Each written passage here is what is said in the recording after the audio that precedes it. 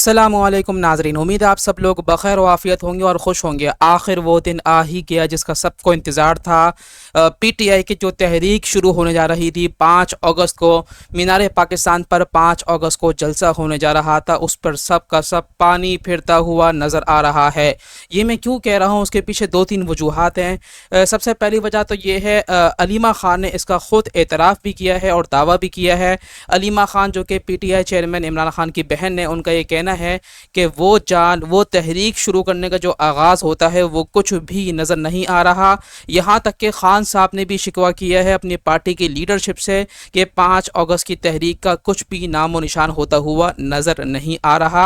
साथ ही साथ जो बानी पीटीआई के बेटे हैं कासिम और सुलेमान, जो कि इस वक्त अमेरिका में मौजूद हैं और वहाँ पर सियासी जो है रहनुमाओं से मुलाकात कर रहे हैं। ख़ास तौर पर डोनाल्ड ट्रंप के जो वो हैं वज़ीर ख़ारजा रिचर्ड गंडल, उनसे मुलाकात हुई है और दीगर अहम तरीन रहनुमाओं से मुलाकात हुई है। उनकी जो माँ है जमाइमा, उनका ये कहना है कि कासिम और सुलेमान पाकिस्तान नहीं आएंगे। उसके पीछे की वजह ये बताई है कि वो उनको जो है पाकिस्तान में ख़तरात मौजूद हैं।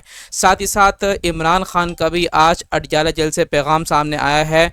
इमरान ख़ान ने कहा कि मेरे बेटे कासिम और सुलेमान पाकिस्तान नहीं आएंगे और ना तो किसी तहरीक का हिस्सा बनेंगे और ना ही किसी तहरीक की क़यादत करेंगे। ये बहुत बड़ी ख़बर आपके साथ शेयर कर रहे हैं। तो ये सिलसिला है जो पीटीआई वाले कह रहे थे कि बहुत बड़ी तहरीक शुरू होने जा रही है, जो कि खान साहब की रिहाई के बाद ही ख़त्म होगी। यहाँ तक कि चेयरमैन के बेटे इमरान ख़ान के बेटों ने कहा, कासिम और सुलेमान ने, कि हम इमरान ख़ान की रिहाई के बाद ही पाकिस्तान से वापस लौटेंगे। वो सब का सब अब पानी फिरता हुआ नज़र आ रहा है।